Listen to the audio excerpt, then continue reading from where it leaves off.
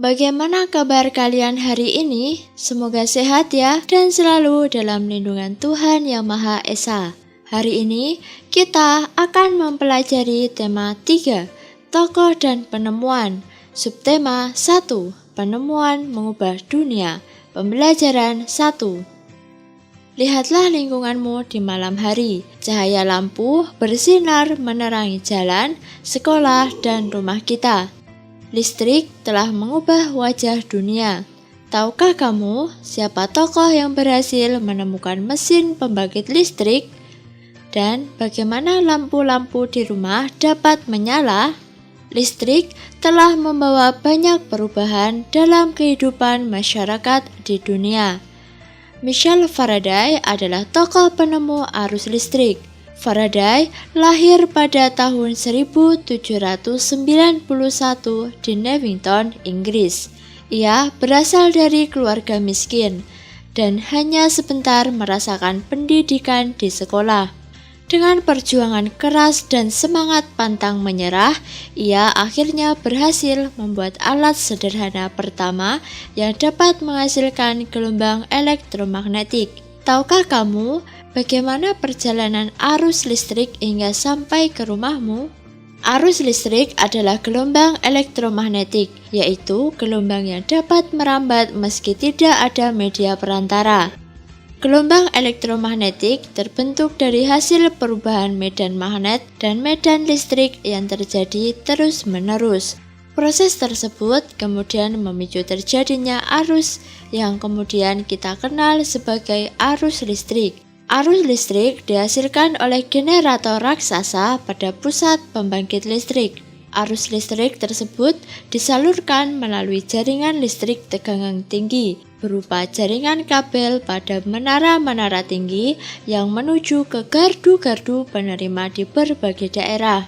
Dari gardu-gardu penerima, arus listrik kemudian disalurkan ke rumah penduduk dan berbagai tempat yang memerlukan.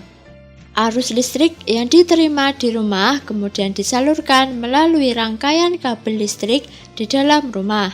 Rangkaian kabel tersebut umumnya berada di atap untuk tempat dudukan lampu atau di dinding rumah untuk saklar dan colokan listrik, tempat menghubungkan beragam peralatan elektronik seperti televisi, kipas angin, dan kulkas. Rangkaian listrik di dalam rumah dapat berupa rangkaian seri atau rangkaian paralel. Rangkaian seri dan paralel merupakan jenis-jenis rangkaian yang dipakai untuk menyambungkan dua ataupun lebih komponen listrik sehingga menjadi satu kesatuan utuh. Bila dilihat dari cara penyusunannya, rangkaian seri disusun dengan cara bersambung atau sejajar dan rangkaian paralel disebut berderet. Contoh rangkaian seri dalam kehidupan sehari-hari adalah lampu senter. Rangkaian yang disusun seri pada lampu senter adalah baterai, karena hanya terdapat satu lampu pada senter. Hal tersebut yang menyebabkan lampu senter menyala sangat terang, namun baterainya cepat habis. Rangkaian seri dan paralel juga bisa ditemui pada lampu-lampu di rumah.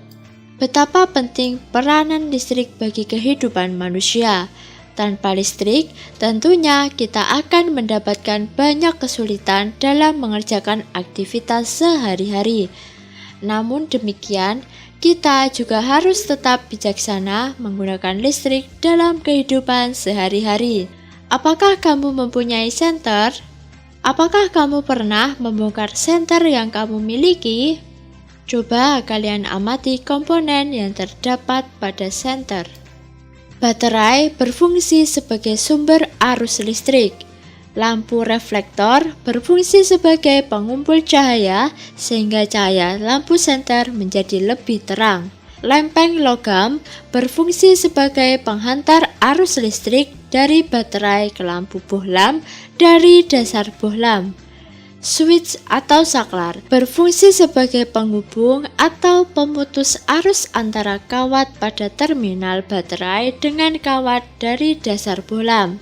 Jika komponen-komponen utama tersebut dirangkaikan untuk membuatnya kembali menyala, maka akan tampak seperti berikut. Jika kepala senter dibongkar, kemudian dirangkaikan kembali hanya dengan menggunakan lampu, maka akan tampak seperti berikut. Coba kalian amati rangkaian listrik sederhana pada lampu senter tersebut dengan teliti. Posisi lempengan logam untuk membuat lampu menyala adalah dalam suatu rangkaian elektronik yang terdapat lampu dan sumber tegangan di dalamnya. Rangkaian harus dipasang sebagai rangkaian tertutup supaya lampu menyala. Lampu akan menyala jika ada arus yang cukup yang mengalir ke lampu melalui bahan konduktor. Lempengan logam adalah salah satu konduktor yang baik. Dalam hal ini, bila lempengan logam yang dimaksud adalah lempengan pada saklar atau switch, maka posisi lempengan logam dalam saklar ini harus saling bersentuhan supaya dapat mengalirkan arus listrik ke lampu. Komponen yang sebaiknya digunakan untuk mengganti lempengan logam yang biasanya terdapat pada rangkaian lampu di rumah adalah tembaga.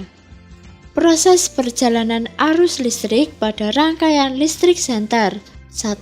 Dari baterai, arus mengalir melalui lempengan logam atau kabel menuju saklar atau switch. 2. Dari saklar atau switch, listrik akan langsung mengalir menuju lampu jika lampu yang digunakan adalah bohlam. 3. Atau menuju resistor, kemudian menuju ke lampu jika lampu yang digunakan pada senter adalah LED. 4. Dari lampu, listrik akan kembali mengalir ke baterai. Rangkaian listrik pada senter terdapat pada baterai yang diletakkan sebaris. Pada rangkaian sari lampu, lampu-lampu juga diletakkan sejajar dalam satu baris. Arus listrik yang mengalir pada rangkaian seri hanya berada dalam satu aliran kabel yang menghubungkan semua lampu. Rangkaian seri lampu biasa terdapat pada hiasan lampu pohon Natal.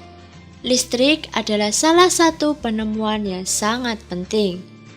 Ayo kita bahas lebih lanjut tentang penemuan listrik dan pengaruhnya terhadap kehidupan dan peradaban manusia. Perhatikan bola lampu yang ada di rumahmu dan nyalakan lampu tersebut. Menurutmu, apa perbedaan antara masa sebelum ada listrik dan setelah ada listrik? Sebelum ditemukan listrik atau dulu, menyetrika baju menggunakan setrika arang. Komunikasi hanya dilakukan secara tatap muka di satu wilayah saja. Masyarakat hanya bekerja di siang hari. Setelah ditemukan listrik atau sekarang, menyetrika baju menggunakan setrika listrik.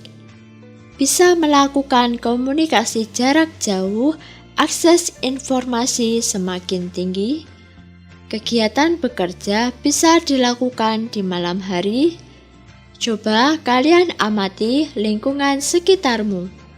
Pengaruh listrik terhadap kehidupan masyarakat di lingkunganku. Beragam benda dan peralatan rumah tangga sebelum ada listrik. Menyetrika menggunakan arang, komunikasi jarak dekat, bekerja di siang hari, beragam benda dan peralatan rumah tangga setelah ada listrik. Menyetrika menggunakan listrik, komunikasi jarak jauh, bekerja bisa di malam hari.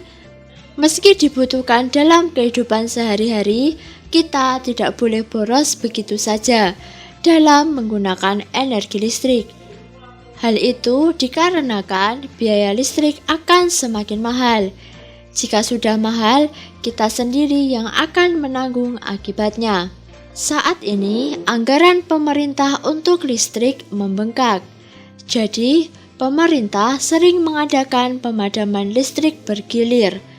Hal itu untuk menghemat anggaran pemerintah untuk listrik. Meski tidak lama, pemadaman listrik bergilir itu sering membuat banyak orang kacau dalam menjalankan aktivitasnya.